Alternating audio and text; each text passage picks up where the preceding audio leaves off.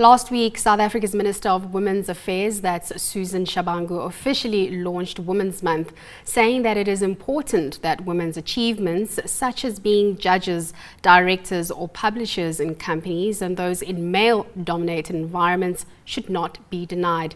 Hello and welcome to Invest Africa. I'm Demisha Greater. Joining me today to look at the role of women in Africa's economy is Dr. Renate Volpe. She's the Chief Executive at Volpe Leadership Consulting. And coming to us from Lagos is Renate James, Partner at Tax, Regulatory and People Services at KPMG.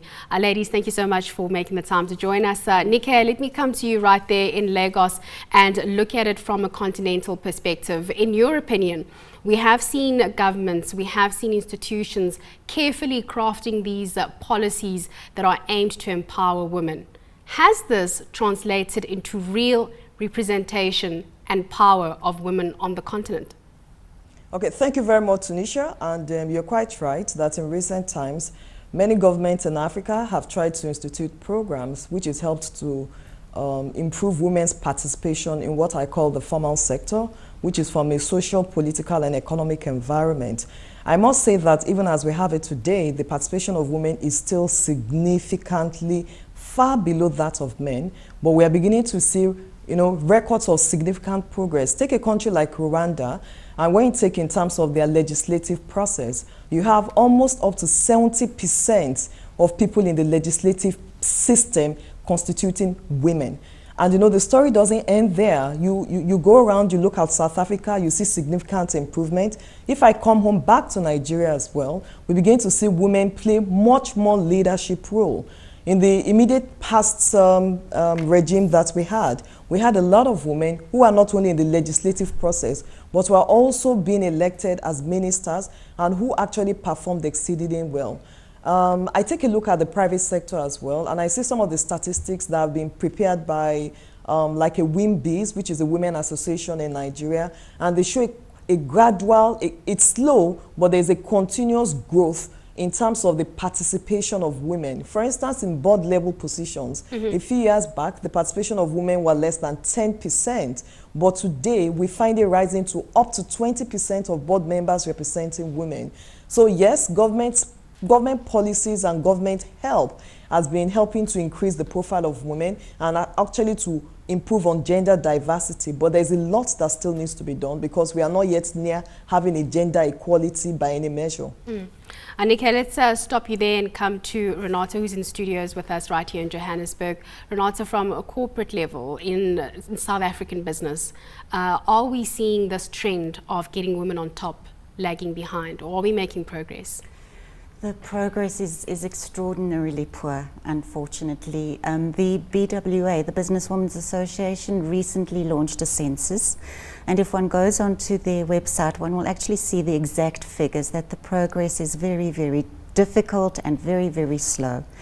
And my particular contribution to that is that in terms of women in business, they lack 5 particular competencies which differentiate them from the male, and the playing ground is very masculine at the moment.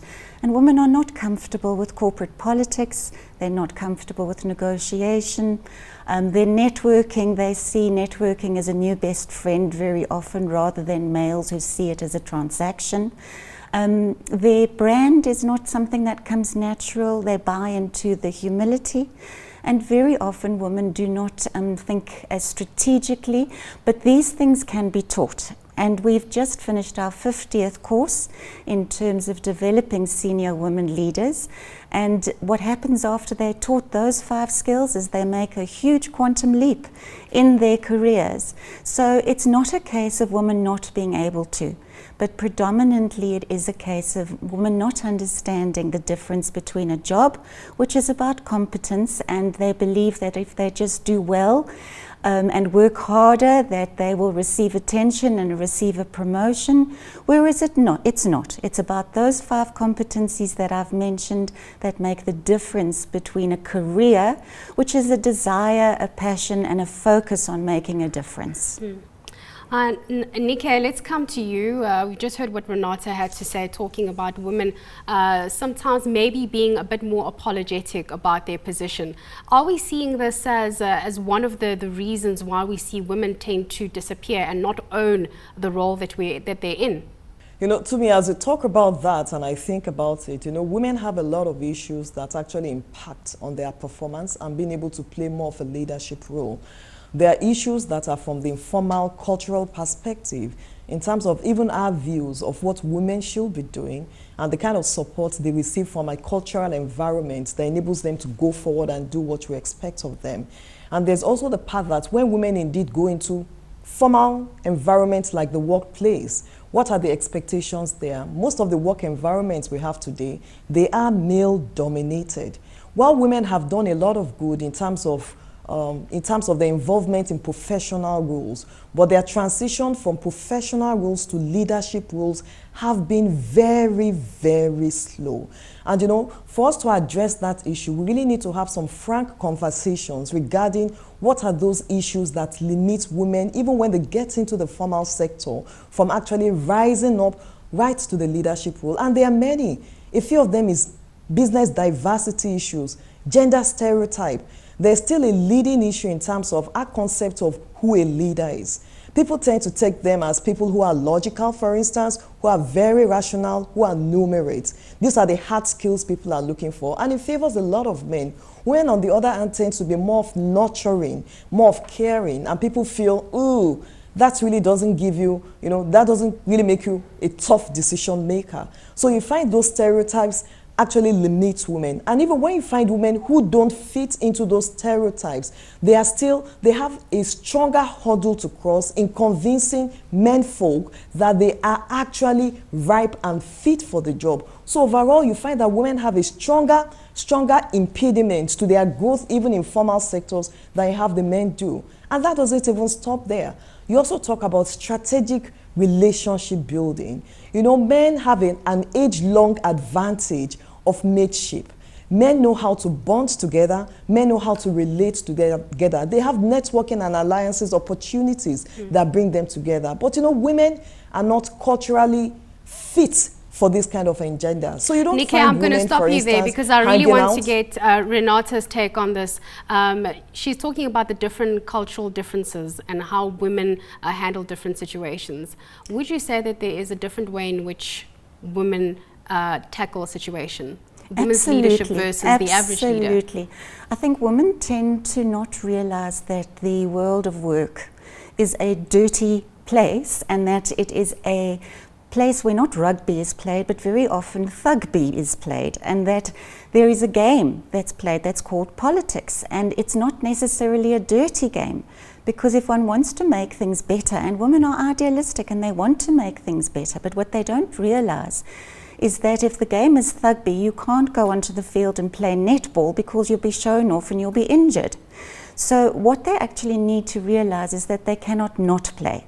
They have to learn the art of politics, which is simply power in action, which is the art of influence. And if you want to make things better, you don't have much control, but you need to influence your area of concern. So you need to learn the skills and the tactics and the strategies of politics. And rule number 1 is you can't play. Rule number 2 is you've got to be the best player on the field. And rule number 3 is that's how you make things better, but you better be an artist at the art of influence. Nike, the playing field is definitely not equal. So going back to the first question I asked around having institutions crafting policies to make sure that women are in positions of power, we've often heard of affirmative action. Do you think that this is the right way in order to get women to be in those positions, or has it come back to bite us? It's difficult to say. If I understand what you asked, in terms of how can we level the playing field between the participation of women in politics and what we have in terms of male participation, I think some of the ways that have been put forward is things like having quota systems in terms of ensuring that there's a particular number of positions or particular size that is retained for women.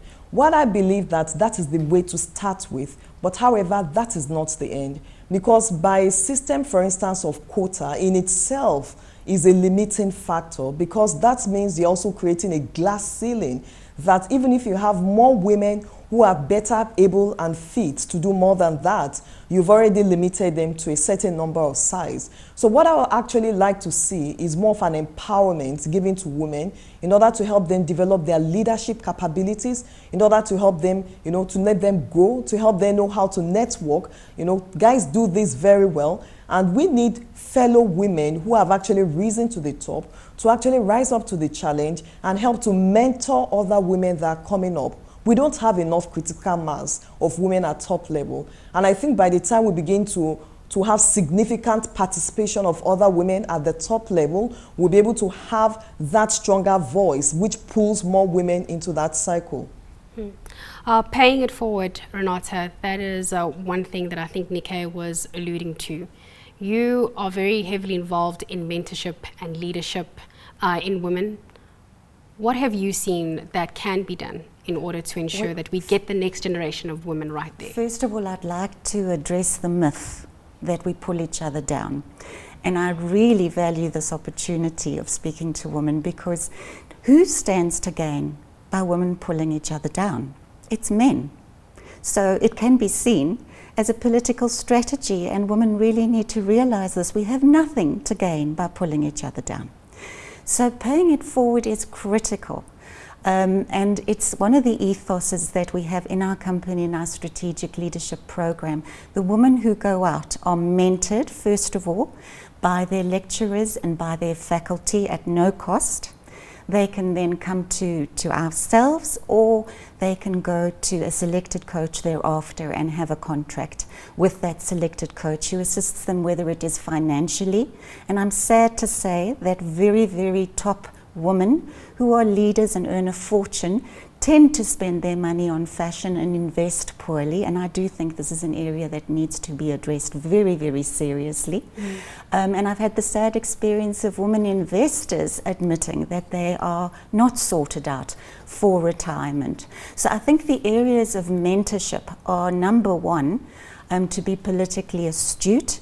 Number two, to be able to negotiate. There still exists a huge wage discrepancy between men and women, simply because men are prepared to ask for what they want, and they understand negotiation tactics, like ask for 35% more, because you're not going to get exactly what you ask for.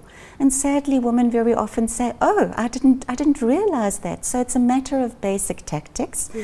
Women negotiate very differently to men. Women like small talk a little bit up front. Men don't. One should never tackle a man's ego, for example. One should let him go first. One must respect the male role. They're just simple tactics that make the interaction between men and women more respectful. And with respect to coaching and mentorship, I think all that young women need to do is they need to target women that they respect in their world of work and say, may I have half an hour or an hour of your time once a month? They should also negotiate, there's the trick again, as part of their development package, that they should have a coach outside of the company that they can speak to confidentially, that they don't need to watch their P's and Q's, that they can actually strategize their career with somebody outside of the company. Renate, we're going to come back to that point of mentorship, because that's clearly coming through very strongly. We're going to a quick break, but we'll have more of the role of women in shaping the African continent when we come back.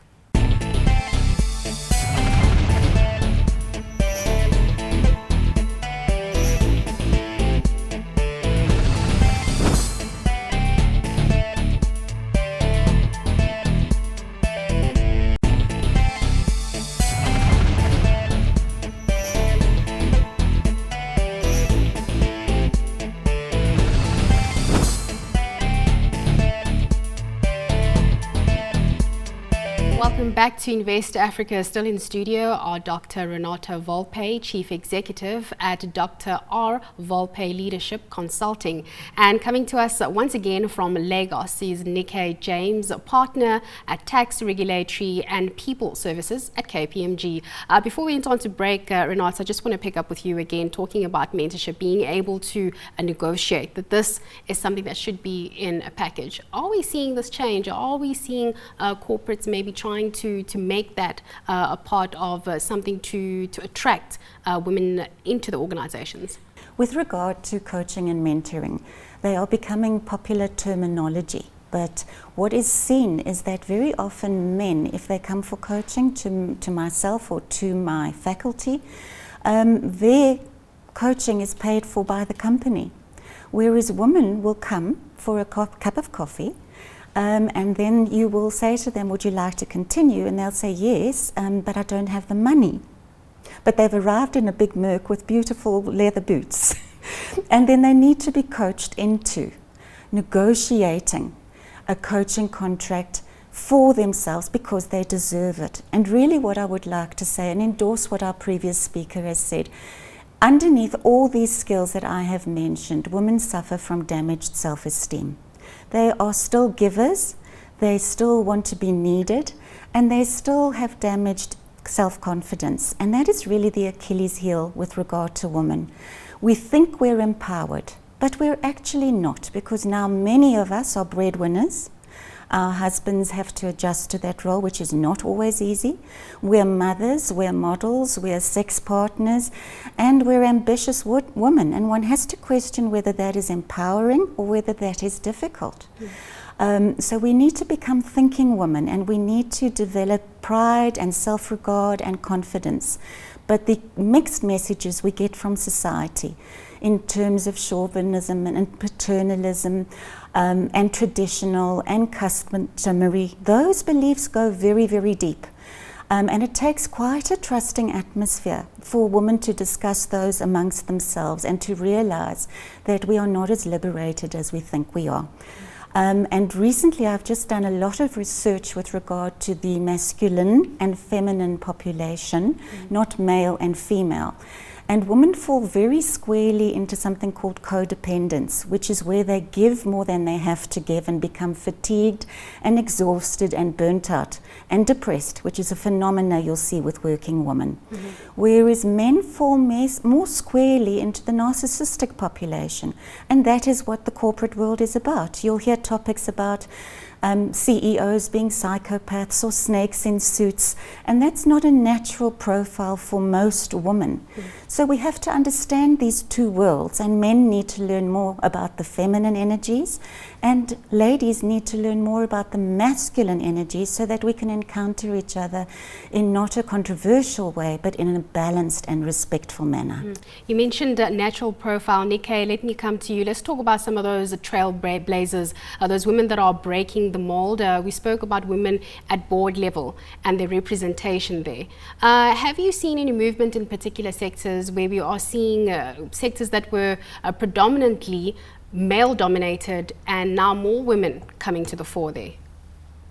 Traditionally, for instance, when you look at the sectors that you have, the sectors you normally find women participation tend to be those who are closer to educational, or those who are closer to vocational kind of arrangements.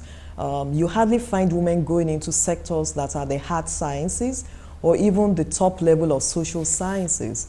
But in today's world, when you take a statistics of women, you find a greater percentage of them showing up in the financial services. By some of the data I was looking through, for instance, if I take a case like Nigeria, my country, you find that in the financial services, you have up to 50% of the total workforce being made up of women. And then when you go to top management women, they are close to 30% of the total top management you have in that sector. And as you move away from there and you look at other, professional core science or core professional areas like law, you find a lot of women involvement in it. And that says a lot, that speaks a lot in Africa, first of all, to the kind of attention government has paid over time to the education of women. that has been a key factor in ensuring that a lot more women, not only are they educated, but they're able to go into the workforce. I think where we have the issue with women right now is not so much as their entrance into the workforce, but being able to stay the length of their career and actually grow up to leadership roles. There's still a dearth of women at the top level of leadership roles.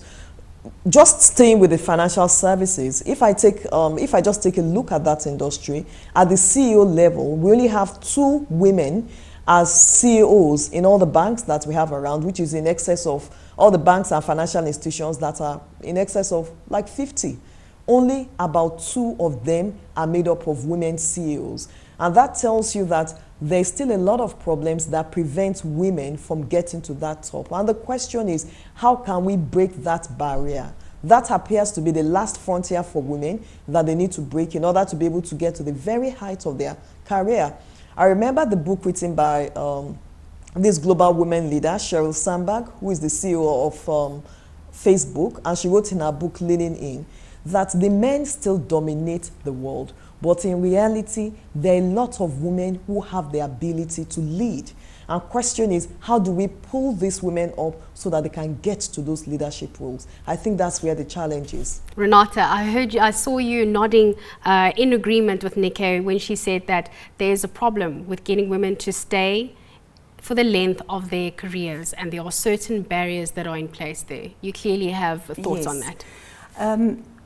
I think 2 of the prime competencies are networking and branding, and then I want to talk about women's emotional world. Getting to the top is knowing who's who, whether we like it or not. So it's not a case of working harder and waiting to be seen. It's a case of getting out there and strutting your brand. You see, we have a confusion in ourselves in terms of humility and boasting. The reality is, if we don't go out there and tell people what we can do well with humility, then they won't know what work to send us or what to count on us for. So we really need to get out there and tell people what it is we can do. Very often women confuse a brand with, I have heard women say, I'm beautiful, and I'm pretty, and I'm good, and I'm a hard worker, and I'm a fixer. Those are brands that go with lower level management. The brands that go with higher level management are, I'm a visionary, I'm a trendsetter, I'm a strategist, I'm an innovator, I can contribute to your company's sustainability. Women need to speak the language that is required at top levels. And if you just think about any time you lobby for a decision, if you know people who know people, you don't have to be on the side of right to have the decision swung your way. So women need to confront the belief that it's more than being good and being competent. It is about being that and knowing people so that you can swing things to make the world a better place for all of us. Well, ladies, it is going to be Women's Month, and this is going to be a conversation that we'll continue on having. But from what we're hearing, education definitely is key, and women should not be apologetic for who they are. They need to have better negotiating skills, and this can help level that playing field. Thank you so much to Dr. Renate Volpe. She's the Chief Executive at Dr. R. Volpe Leadership Consulting, and coming to us from Lagos, Nike James, Partner, Tax Regulatory and People Services at KPMG. Of course, if you'd like to take this conversation further, we can use the hashtag InvestAfrica. Well, from the team and myself, have a great day.